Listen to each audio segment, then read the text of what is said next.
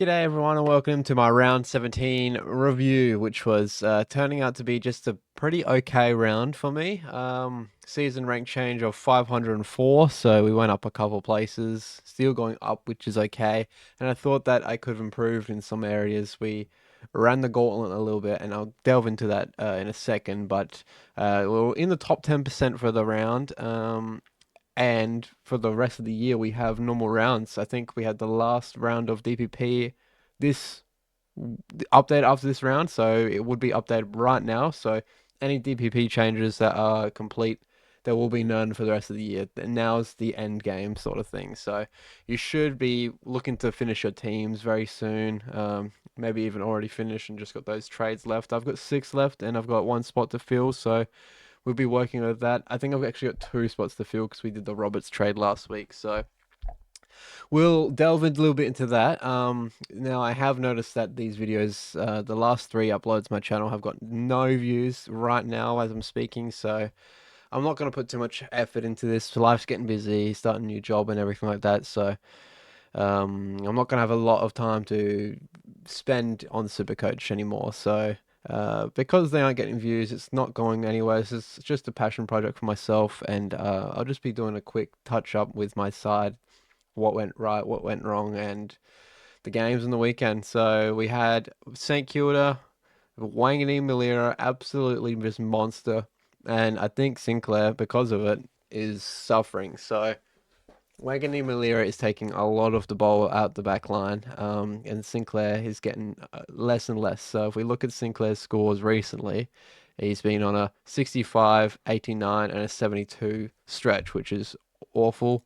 But if you go to Wangani Malira, we got a 142, 117, 155. So he is taking a lot more of Sinclair's roles, touches really. So come end of the year, Sinclair keeps up these scores, I think it's okay to move him on for someone else because Wangan Miller is taking so much of it, and he's just going up in price a lot. So I think Wangan Miller is going to be top three for the rest of the year. You probably want him.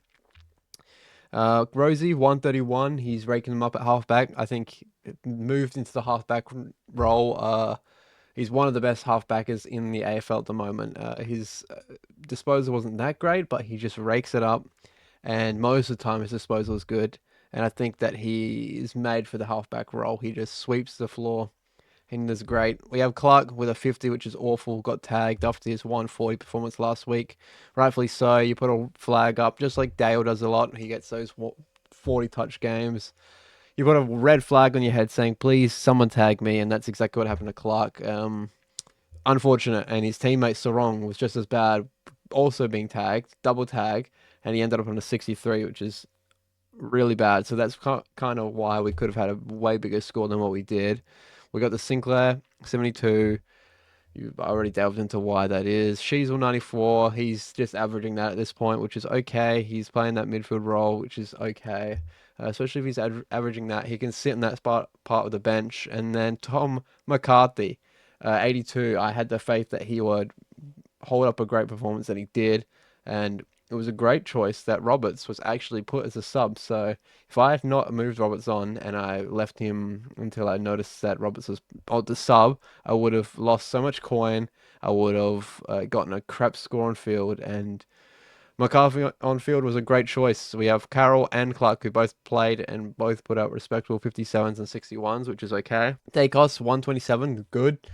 Butters 113's okay. He wasn't that clinical. He was very turnover heavy. But that's Zach Butters for you. He's gonna try special things to get special plays. You know what I mean? Tom Green 105 is okay. Bontempelli 133. He was decent. I'm not gonna delve too much into that one because it was on the Thursday night. I think no, it wasn't on the Thursday night. It might have been on the Friday night, but he played well. Took Miller 119. He's having a really good back end of the year so far. I got him in as a point of difference, and I think a lot of people are jumping on him now. So he's still only in 4% of teams, which is really giving me some big scores of 141, 122, and 119 recently. And he's been one of the best picks I've had for the whole year so far. Sarong 63 got tagged, awful. He needs to get more than 63, even with a tag. That's just not what an S tier footballer would do. an SD footballer would fight through the tag like your Dacos, and like sometimes like your Butters, sometimes like your Neils. Those are the types of players that fight through tags, like your Zach Merritt, who sometimes goes to the forward line to break a tag, but this game he carried Aston on his back, had 40 touches, 159 in the midfield. Someone give him some help, but he had. This is the games that Merritt can play when he's put in the midfield. See these? We got a 172, a 156, and a 159. His ceiling scores are massive, but he also has these spells in between where he's just okay, and that's usually because he is tagged because he's the only guy in Essendon who can do anything. Dunkley 93 is fine in the midfield. We had Hull who played another full game, and Royston who I brought in who just got a 39. Didn't touch it much in the first half.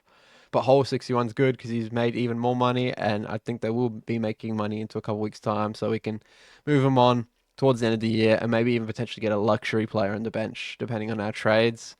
Jerry 126 is great, and DeConing 66 is awful. He looks like he just does not want to be out there with Carlton at the moment. Looks like he's signed a St Kilda contract already, and I don't know who else to go with. I do. Grundy is the pick that you would want to be going with right now. Grundy is on a tear.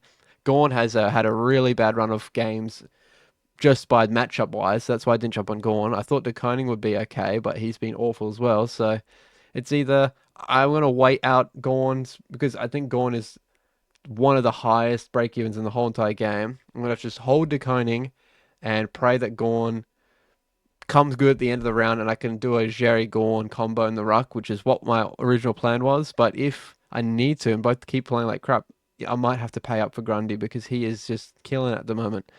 Bailey Smith was a late out, which ruined my captain option. I thought he was going to have a massive game against Richmond, and he did not even get the chance. Don't know what he was out for, but that made me get the Jerry to 126, which is fine compared to a lot of other scores that I could have gone with. 126 is okay. Petrarca 79 is pretty crap. His efficiency was pretty bad. Darcy was nowhere near it in the first half. I think at the end of the first half, he was on 15 or something, and then straight away out the gates, he got 3 goals immediately afterwards, which is becoming a Darcy thing to go quiet and then have a big 1 quarter. But 73 again is probably not what you want. I was campaigning for Darcy, and I jumped on him at the worst time it looks like, but I still believe that the end of the year is when you're going to reap your sows with Darcy. So I stand by my pick. Let's hope he comes good. Rankin, I think he had 5 goals. One of his better rounds in recent times, a 131, but you can't expect this every single round is the problem. This is heavily relied on goals, and you want that score with midfield time, and he got that score to forward time, which is not going to happen every week, so don't expect a 131 consistently from Rankin. Caleb Daniel was pretty bad, to be honest. Didn't get much of the ball out the back for the role that he's playing. And May was also dead quiet like Darcy, but had a 3 goal spurt and saved his score. I didn't want to play him here, but I had no other options. I couldn't stop anyone, so he had to fill that role, and he was fine, 65. Don't know if it counted for my final team. I think it did because of the Clark score, so it was okay. And then Ashcroft, we have Ashcroft 95 is okay for a point of difference pick, I think.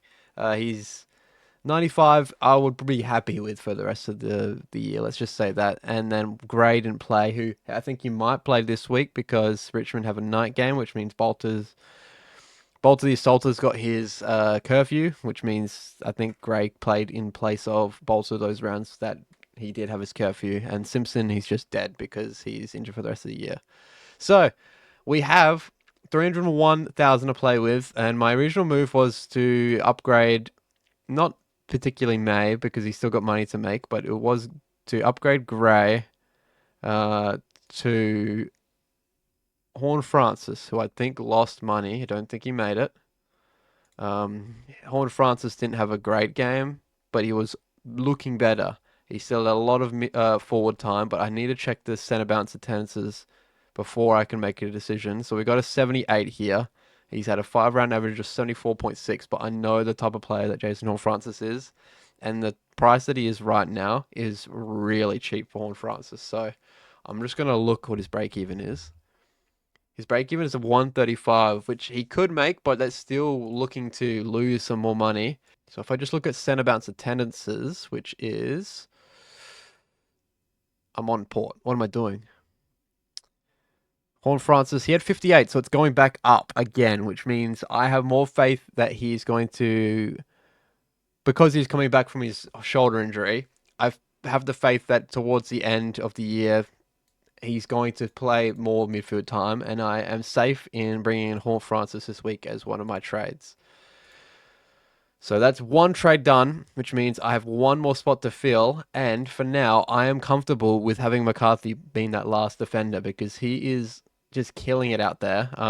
If all these dudes play, that's more money to make for me, which means that we could trade one, trade another, and then a week after we can fill that last role from McCarthy, and then we could have McCarthy on the bench as a filler, or that would be a full team, including the flex, which is brilliant for me. That means my team is complete.